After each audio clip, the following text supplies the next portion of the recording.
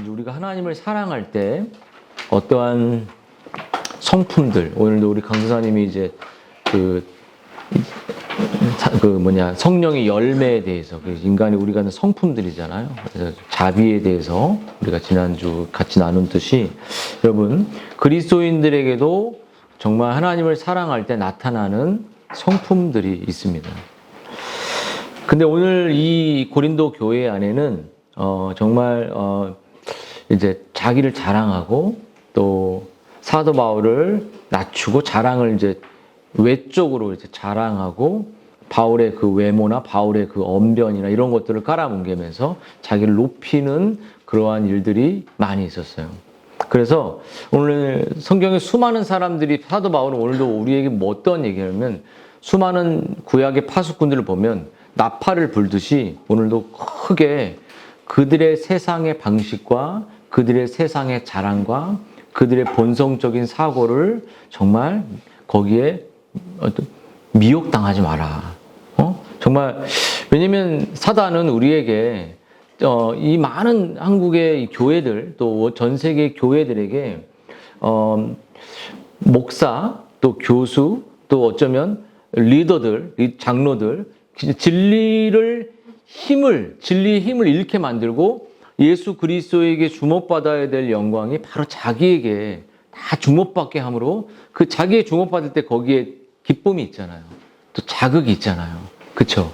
근데 그것에 자꾸 마약처럼 살아가게끔 만들면서 그가 가진 진리의 힘을 정말 말씀의 힘을 잃어버리게 하는 그런 일들을 정말 많이 한다는 거죠. 근데 여러분, 사단은 정말 이미 현혹된 사람들, 자신의 본성대로 살아가는 사람들을 건드리지도 않습니다.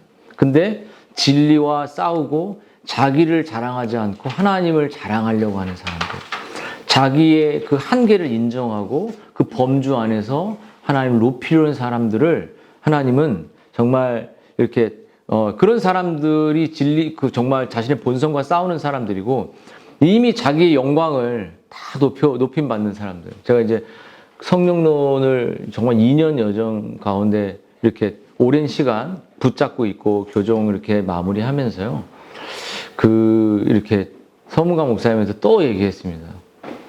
이제 상패를 준대요. 뭐 이렇게 하면 영광을 이미 목사님 다 받았다.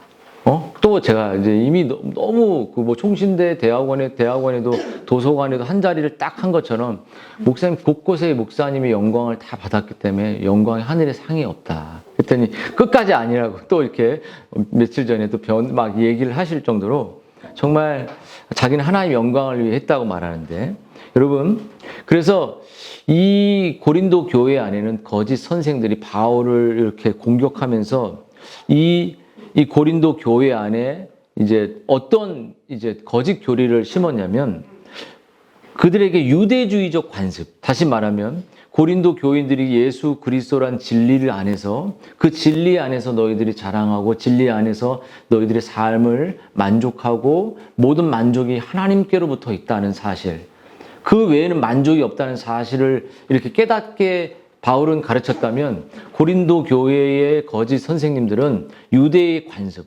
전통, 여러 종교의 모양이 있겠죠. 정말 율법의 선행, 또 감정, 정말 신비주의적인 이런 여러 가지 그리스도 말고도 플러스 알파로 그들의 성도들에게 그러한 것을 더 가르치고, 그렇게 그들을 눈에 보이는 것들로 그들을 현혹했습니다. 그래서 거짓 교사들은 사도 바울의 외모가 출중하지 않고 언변이 출중하지 않기 때문에 그거를 헛잡은 것처럼 자신의 외모와 자신의 학위와 눈에 보이는 것들을 엄청 자랑했어요. 그리고 눈에 보이는 지식을 쫓아서 사람들은 모이기 시작합니다. 거기에 유토피아가 있을 것이라고 생각해요. 정말 박사학위 하고 교수가 되면 거기에 그 지식은 정말 무슨 금을 싸바른, 거기에 완전 생명의 원천이 있는 것처럼 우리는 그걸 현혹돼 갖고 그 진리를 그게 맞다고 생각하고 모여들기 시작하죠. 근데 고린도 교회에서 그렇게 외모로, 고린도 후서도 보면 7장에 너희는 외모로만 본다라고 말하는 것처럼 외모로 그들을 이제 사도 바울이 가지고 있는 그 진리보다는 외모를 강조하기 시작했어요. 그래서 사도 바울은 정말 너희들이 저 목회자가, 저 강도사님이, 저 리더가, 이 교회가 모조품의 진리를 전하는지, 참 진리를 전하는지, 저 사람이 정말 참된 목자인지 아니면 거짓 목자인지를 분별해낼 수 있어야 한다는 거예요. 근데 이제 분별이 잘 안 되죠. 그래서 여러분 그것이 진짜인지 분별하고 우리가 저분이 가지고 있는 진리가 경건을 묻어내는 하나님의 영향력을 나타내는 자기가 나타나지 않고 그리스도가 나타나는 그러한 영적인 경건이 있는 사람인지를 분별하기 위해서는 진리를 명확하게 알아야 됩니다. 그리고 진리를 아는 것과 동시에 살아가는 경건이 있는 사람은 그걸 보여요. 야, 경건을 나눌 수 없구나. 그냥 지식만 나누는구나. 그렇게 경건을. 여러분, 그래서 여러분 우리는 그 내용들을 우리가 살펴볼 텐데 정말 그 사람이 정말 하나님의 사람인지, 그 사람이 정말 하나님을 사랑하는 사람인지, 그 사람이 정말 하나님의 그 영적인 성령의 열매를 맺히는 사람인지 아니면 가짜인지를 지식 가지고, 학위 가지고, 외모를 가지고 우리는 판단해서는 안 된다는 거예요. 그렇잖아요. 외모를 보면 우리 강도사님이 거의 참 지식을 갖고 있는 분 아니겠습니까? 잘생기셨잖아요. 할 때, 왜요? 성교사님 그렇습니까? 할 때? 영화 배우 같은 분이 계시지 않습니까? 인정하시는 거 저분은. 저 볼 때는 지금 맨날 졸기만 하고 할 때, 농담이고, 성교사님도 젊었을 때 키도 크시고, 프리우리 하셨죠.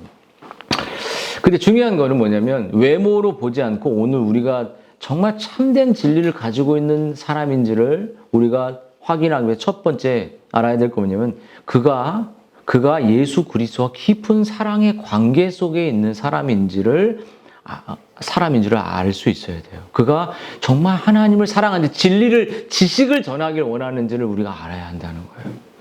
여러분, 참 하나님의 사람들은 그리스도와 친밀하게 동행하면서 그것이 삶으로 나타납니다. 삶으로 나타나요. 삶으로 나타나면 그 삶은 엄청난 파워를 갖게 됩니다. 파워. 여러분, 거짓 선생들은 정통교리라는 정통의 모습, 개혁주의라는 모습, 장로주의라는 모습, 규범의 원리를 갖고 있다는 그런 여러 모습의 형태로 모습은 갖고 있지만 바른 역사주의적 전통을 저희가 갖고 있습니다. 우리 교회는 정말 한국 교회에 맞지 않는 오직 바른 진리를 갖고 있습니다. 이렇게 정통의 교리를 말한다 할지라도 우리 교회는 정말 초월적이고 정말 사도들이 전했던 개혁신약자리 그대로 따라왔던 그 진리를 갖고 있습니다라고 말할지라도 예수님은 뭐라고 말하냐면 나는 그들이 어떠한 진리를 갖고 있고 어떠한 공부를 했는지 관심이 없는 거죠. 그들이 바른 진리를 알았다면 바른 삶의 경건에 성령의 열매가 나타난다는 거예요. 그거는 열매를 맺힌 사람들은 다 알 수 있어요. 근데 열매가 없는 사람들은 지식만 보고 쫓아가는 거예요. 지식. 야, 신비한 지식이 있구나. 아무도 못 푸는 역사적 지식을 가지고 있구나. 거기에 푹 빠져버려요. 근데 계속 가보십시오. 얼마나 거기에 꼬랑내가 나고 얼마나 세치의 혀들이 나타나는지. 여러분, 사랑의 열매, 경건의 열매, 자비의 인내의 그런 성품들이 말씀을 증거하고 살아가는 사람들에게, 리더들에게 나타난다는 거예요. 근데 여러분, 우리 주님이 말했어요. 가시나무에서 포도를, 엉겅퀴에서 무화과를 낼 수 없다는 거예요. 그가 정말 바른 진리를 알고 있어도 바른 정말 신자의 신앙의 그 경건의 삶을 살아가려고 지체를 공감하고 이해해주고 정말 자신이 지체들을 환대해주고 지체를 받아들여주는 그러한 경건의 사랑이 우리 안에 나타나지 않는다면 여러분 그것은 엉겅퀴가 계속 나오는 거예요. 이 지식 몰라? 너 왜 지식 왜 안 들어? 이렇게. 여러분, 위선의 선생들은 죄악된 행동과 삶과 말의 불균형밖에 나오지 않는 것이에요. 제가 말하는 건 일치라는 말을 완벽, 퍼펙션을 말하는, 퍼펙은 없어요. 근데 지속성이 있으면 컨티뉴해요. 계속. to be continue. 계속 지속되는 거예요. 여러분, 또 한 가지. 우리가 그 사람이 정말 참된 진리를 갖고 있고, 하나님을 정말 바른 진리를 갖고 있는 사람의 또 한 가지 특징은 그 사람은 그의 공동체 안에 깊은 그 골고루 모든 사람에게 경건의 영향력을 미친다는 거예요. 영향력. 영향력이 나타나야 돼요. 지식의 영향력을 말하는 게 아닙니다. 여러분, 사도 바울은 뭐라고 말했냐면, 내게 주신 권세는 막 내가, 사도 바울 권세가 있었잖아요. 근데 그 권세를 너희들에게 부리는 권세가 아니라 너희들을 세우고 싶다. 너희들을 하나도 빠짐없이, 소외되는 사람 없이, 연약해지는 사람 없이 내가 너희들을 돌보고 세우고 싶다. 이렇게 했어요. 이게 바울이 가지고 있는 지식의 말씀을 갖고 있는 목표였어요, 목표. 내가 한 영혼을 정말 소외되지 않게 공감해주고 그 영혼이 이해될 수 있게 진리를 설명하면서 세워주고 싶다. 그리고 그 사람은 교회의 덕을 세우겠죠. 정말 교회의 지체들이 어떻게 바울이 세우고 싶다는 말은 그들이 어떻게 성숙해질 수 있을까? 그들이 어떻게 나를 통해서 공급받을 수 있을까? 어떻게 나를 통해서 위로받을 수 있을까에 대한 아픔이 그 사람에게, 말씀을 맡은 사람에게 있는 거죠. 그럼 영향력이 나오는 거예요. 우리 김선욱 권사님 보시면 영향력이 있습니까? 없습니까? 있죠. 우리 함 권사님 영향력 있어요? 없어요? 따봉 좋다 이거. 이거 막 해주고. 우리 자매들 보면 경건의 영향력이 나와요. 흘러가요.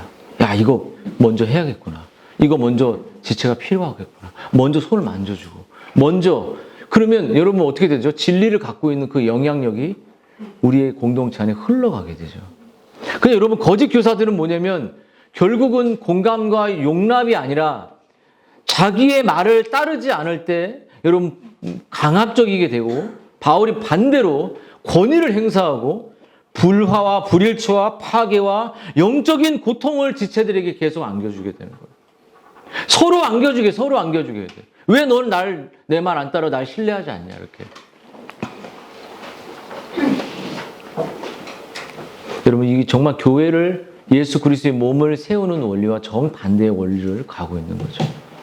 그리고 또 한 가지, 여러분, 영적인 그 정말 하나님을 사랑하는 사람들의 또 한 가지의 이 특징 중에, 거짓 교사가 아니라는 그 사람의 리더의 특징 중에 하나는 지체들을 향한 깊은 연민을 갖고 있습니다. 긍휼히 여긴 자비의 마음이죠. 여러분, 이 사도 바울이 10장 9절에 내가 이 편지를 놀라게, 그러니까 바울은 엄한 편지를 썼어요.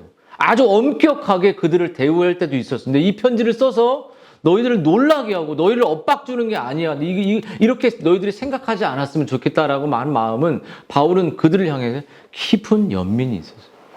불쌍히 여기는 마음이 있었죠. 여러분, 거짓 선생들은 어떤 마음이 있냐면 자기 우월감이 있었습니다. 지극히 자기중심적이에요. 그리고 성도들조차도 자신의 목적과 자신의 지식과 자신의 이 교회를 정말 성장시키는 수단밖에 되지 않는 거죠.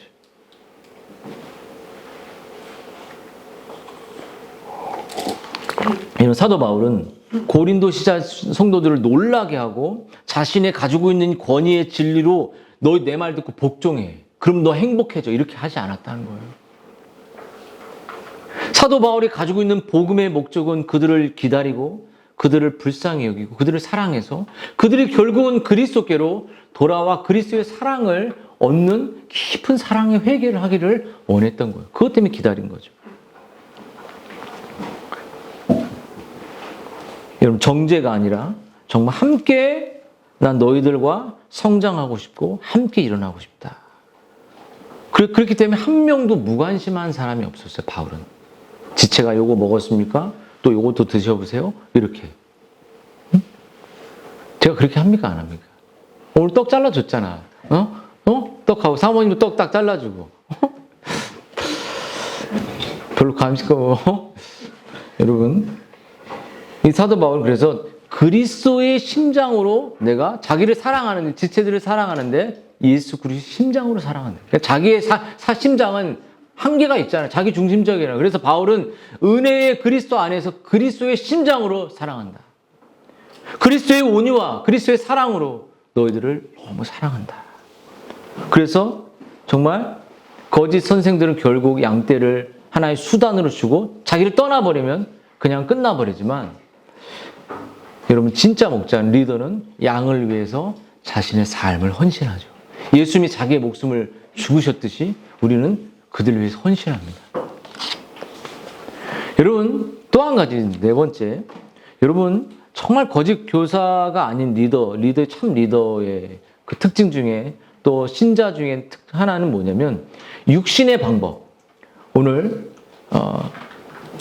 10절부터 11절을 쭉 읽어보면 세상의 방법을 거절하고 진리의 방법을 선택하는 거예요. 여러분 사도 바울이 뭐냐면 그들의 말이 그의 편지에 무게가 있고 힘이 있으나 그가 몸으로 대할 땐 약하고 그 말도 시원치 않다. 여러분 사도 바울은 정말 말도 시원치 않고 얼굴도 화려하지 않아서, 정말 그런 논리가 그런 말의 언변이 뛰어나지 않아서 그는 정말 탁월한 리더십으로 말과 이런 능력으로 인정받은 사람은 아니었어요. 그가 서신에 놀라 탁월함이 있었지만 언변이나 외모는 그렇지 않다고 말하죠, 학자들이. 그래서 오늘 바울의 고린도전서 2장 1절부터 15절도 뭐라면, 형제들아 내가 너희에게 나아가 하나님의 증거할 때에 말과 지혜의 아름다운 것을 안 했다고 그러죠. 말의 화려함, 말로 뭔가 막 지식을 풀어내고 말로 뭔가 하는 게 아니라, 정말 그런 걸로 하는 게 아니라 내 말과 내 전도함이 설득력이 있는 지혜의 말이 아니라 다만 성령의 나타남의 능력으로 했다고 말해요, 바울은. 자신의 말에 겸손한 그 하나님을 의지하는 그 말과 그 언변에 성령의 역사가 나타났다. 그리고 바울의 삶은 늘 흔들림이 없는 기복적인 롤러코스터 타는 것처럼 쫙 올라갔다가 삶이 힘들면 쫙 떨어지면 어떻게 돼? 주변을 힘들게 하잖아요. 주변이 그 감정을 퍼뜨려 버리잖아요. 롤러코스터 매일 타면 가정도 무너지는 거예요. 근데 바울의 삶은 대부분 롤러코스터가 아니라 늘 그 평탄 중심을 유지하려고 했어요. 목회자는, 리더들은, 참 하나님의 사람들은 감정과 싸워서 그 평정심을 유지하는 게 중요한 거예요. 그것은 남편도 도와주고 아내도 도와야 되지만 스스로 자신의 감정이 롤러코스터 타서, 롤러코스터가 좋을 때는 남편에게 너무 행복하게 아내에게 해줄 수 있지만 저 밑바닥으로 떨어질 때 분노를 누구한테 뿜습니까? 옆에 있는 사람에게 뿜어낼 수밖에 없어요. 그러면 그 사람은 고통을 참는 거예요.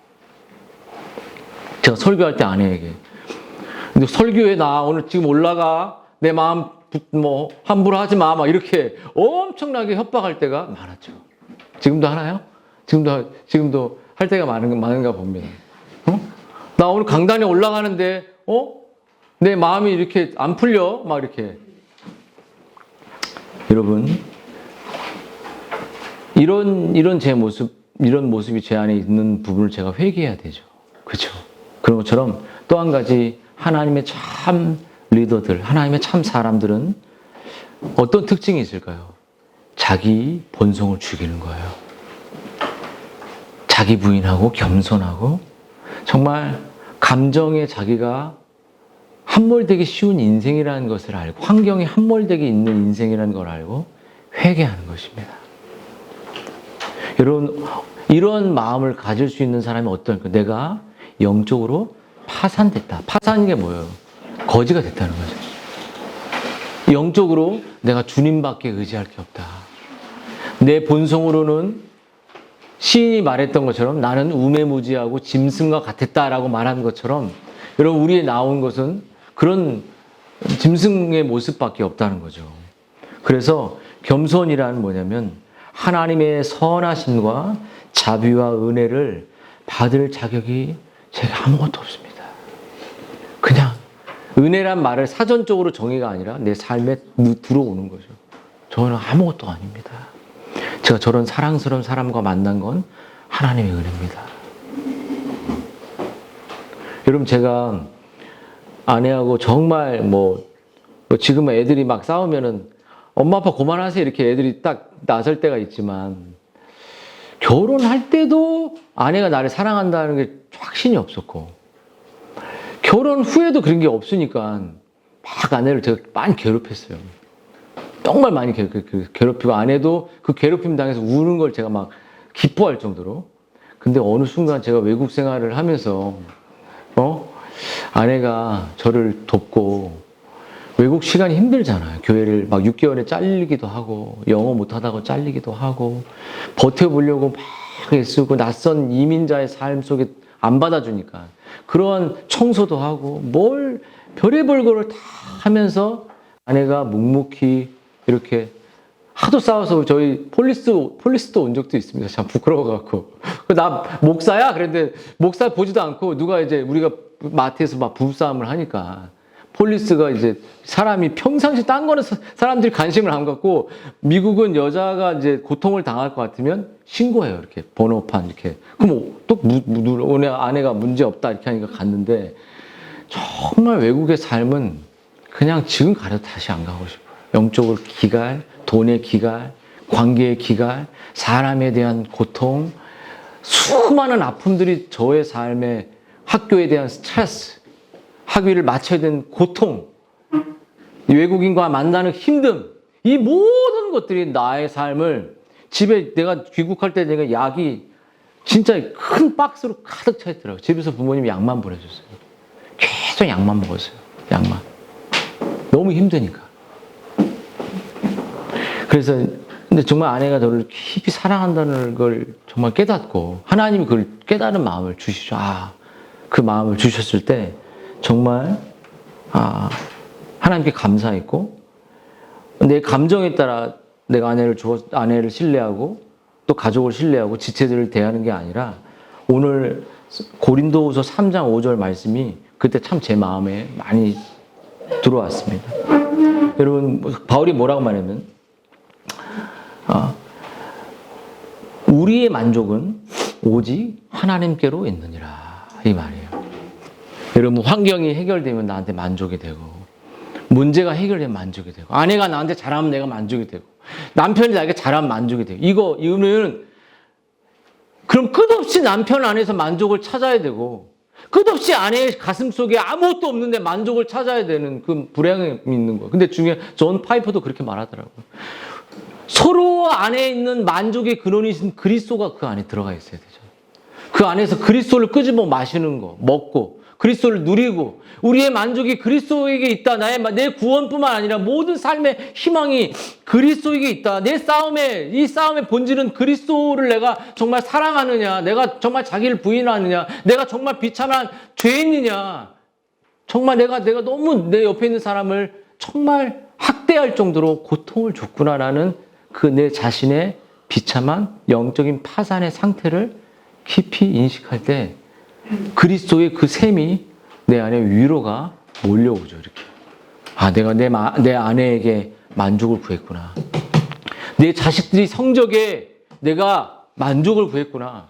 내 자식이 조금 점수 잘 따가오면 만족했구나. 우리 가은이가 시험을 공부하고 왔는데 절망이 왔습니다. 절망이 왔지만 하나님이 저 아이를 축복해 주실 것을 믿고 이렇게 하죠. 절망이. 응? 여러분 그래도 상관없어요.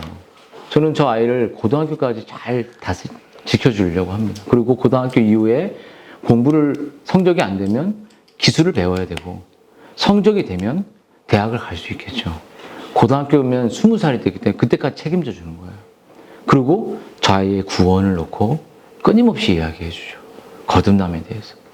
여러분, 그러면서 이 특징이 그렇게 겸손까지 우리의 특징이라면 이러한 신자가 이러한 하나님을 사랑하는 사람의 특징이 있다면 이 특징을 가진 사람들은 무엇과 싸우냐? 그러면 어떤 것과 싸워야 되면 오늘 본문의 12절부터 18절의 모든 내용은 자기의 본성의 자랑, 자기가 스포트라이트 받는 것, 자기가 드러내는 것. 제가 어제도 우리 승리 사모님 찬양할 때 하나님 영광 받아 주십시오 이렇게 찬양했어요. 기도했어요. 하나님 저 입을 통해 청중이 하나님의 영적인 은혜가 나타나서 사로잡게 해달라고 아주 짧게 기도했습니다. 이렇게 눈 감고 이렇게 1부 때 좀 피곤해서 눈 감고 이거 근데 여러분 정말 중요한 게 뭐냐면 이 자기 자랑과의 싸움이에요. 자기 교만이죠. 여러분 그래서 복음은 사도 바울이 전하는 그 복음 하나님을 사랑하는 사람들의 특징이 가진 이 복음은 뭐냐면 자신의 이 교만 자기가 최고라는 이 교만을 깨뜨리는 거예요. 하나님이 최고다. 내 자리에 하나님이 서야 된다. 내 찬양의 강단에 하나님이 드러나야 된다. 내 선교의 현장에 하나님만 드러나야 된다. 내 설교 속에 나는 죽고 정말 나는 사라지고 오직 그리스도만이 드러나는 청교도들이 추구했던 그 내용이 드러나야 된다는 거죠. 여러분 사람들은 자기가 오늘 슈퍼 어파슬 자기가 최고의 사도다. 그렇게 말했어요. 난 사도 바울이 외모로 후지기 나는 최고다. 자기의 외모와 자기의 지식과 자신의 능력을 드러냈습니다. 하지만 여러분 여기서 자화자찬이라고 말해요. 자기를 칭찬하는 자들을 말해 자기를 칭찬하는 거예요. 자화자찬이에요. 그게 뭐죠? 뿌리 깊은 자기를 높이고 싶고 자기가 이런 처지에 있으면 안 되는데라고 느끼는 거예요. 하지만 우리가 하나님 말했죠. 우리는 파산 상태에 있는 사람들입니다. 여러분 예수님이 어땠죠? 오늘 크리스마스에 이제 네온 사인이 펼쳐날 때 여러분 우리가 맨날 그때만 그리스도의 오심을 기억하는 게 아니죠. 여러분 그리스도는 말 구유에 오셨어요. 가장 낮고 천한 그리고 가장 천한 사람들에게 진리를 보여주셨죠. 목동들 진리를 따라가는 사람들. 여러분 마음속에 여러분 정말 십자가를 사랑하고 십자가가 전부고 정말 내가 찬양하는데 어디에 있든 내가 노래하고 내가 삶을 살아가는데 어디에 있든 그가 하나님을 정말 사랑하면 십자가가 드러나죠. 오늘도 외민에서 일반 은총에 대한 자연 계시에 대한 본성에 대한 이야기인데 내 삶을 통해 일반 모든 사람들에게 그 하나님의 성품이 드러나게 만드는 거죠. 여러분 싸움의 핵심은 내가 드러날 것이냐 주님이 드러날 것이냐. 거기에 숟가락 얹을 때 많잖아요. 그렇죠? 저도 막 이렇게 열심히 교회 섬기다 보면 숟가락 얹고 싶을 때 있을 거 아닙니까? 내가 이런 마음들. 그런 마음과 끝까지 싸우다가 은퇴해야겠죠. 마무리 짓고. 그렇게 할까, 현장에?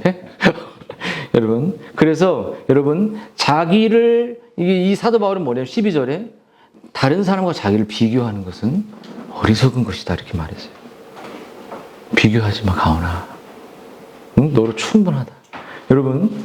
그래서 정말 자기들이 제일 똑똑한 줄 알고 정말 그런 사람과 자꾸 자기를 비교하고 그런 자기의 우월감이나 열등감은 정말 이 하나님이 엄청난 큰 죄라는 거예요. 저도 열등감이 많았습니다. 지금은 하나님의 은혜로 뭐 거의 극복됐다고 하면 거짓말이지만 열등감은 공부를 노력을 해서 극복해야 될 요소도 있어요. 하지만 그 요소는 끊임없이 열등감이 찾아와요. 돈, 물질, 학위, 외모 다 있어요. 근데 중요한 건 열등감을 극복할 수 있는 건 복음에 대한 자랑입니다. 복음을 사랑하는, 그리스도를 정말 사랑하는 거예요.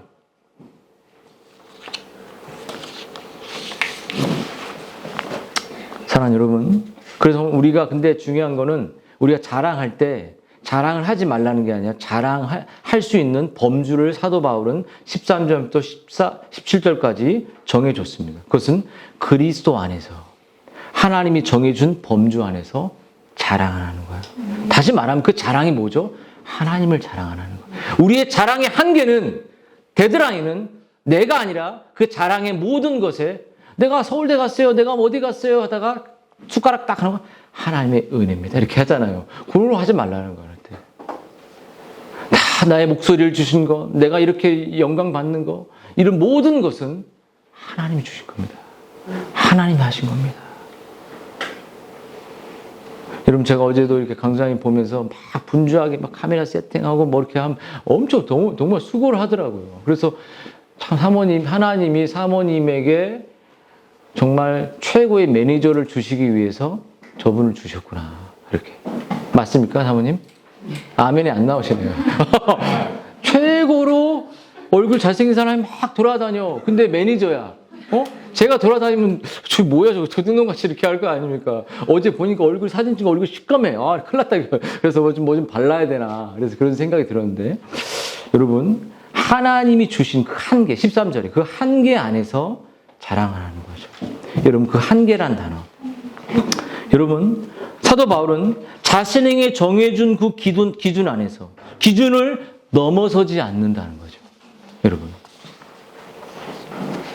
우리는 그런 사도 바울이 그렇게 정말 그 한계를 따라서 너희 가운데 더욱더 정말 이 그리스도의 몸된 교회를 세우기 위해 자기가 애쓴다는 것이죠. 여러분 그 한계는 바로 말씀이고 그 한계는 바로 그리스도 안에서 그리스도를 자랑하는. 그래서 이 사도 바울의 이 자랑이란 부분을 가장 많이 나온 부분이 예레미야 9장에 있는데요.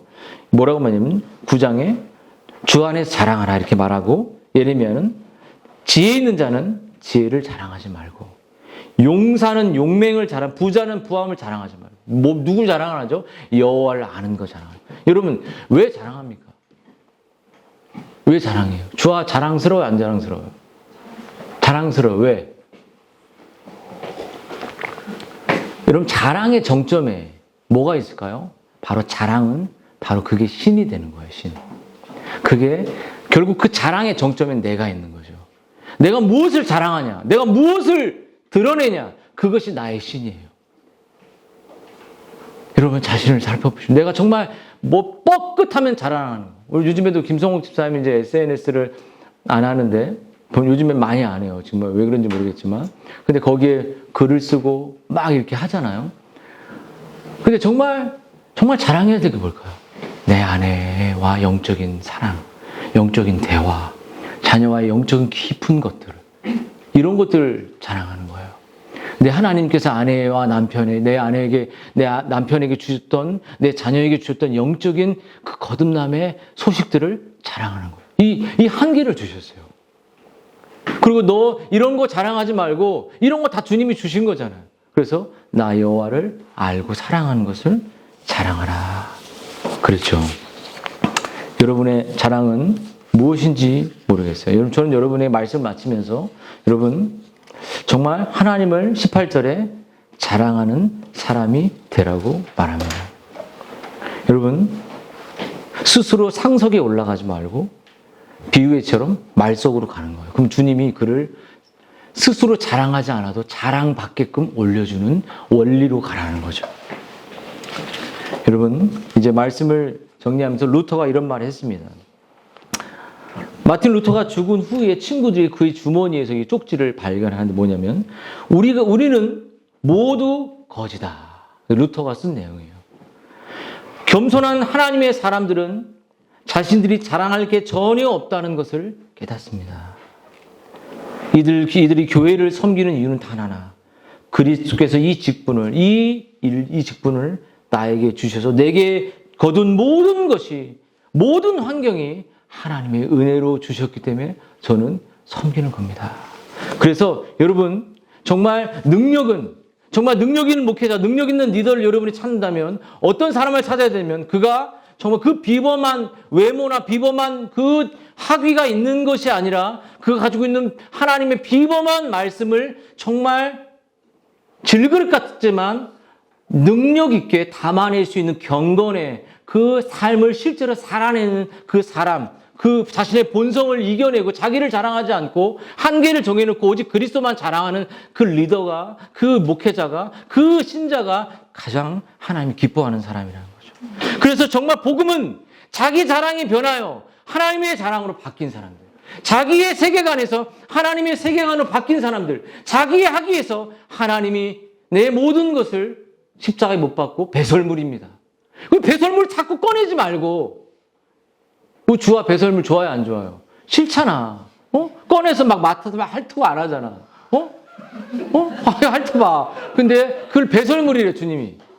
여러분 주님만을 드러내는 거죠. 그리고 이 복음은 네가 그리스도께 사로잡히고 그리스도의 사랑에 사로잡혀서 이제는 입으로만 하는 게 아니라 너의 삶의 전부가 노래가 되고 너의 삶의 전부가 찬양이 되고 너의 삶의 전 인격이 억지로 막, 야, 이거 해야 돼, 이게 아니라, 구원을 받으려면 이거 해야 돼, 이런 거 아니라, 정말 기쁨으로 귀에 뚫린 종처럼 내가 주님 복종하고 순종하며 정말 살아가는 여러분 모두가 되기를 주님의 이름으로 축원드립니다.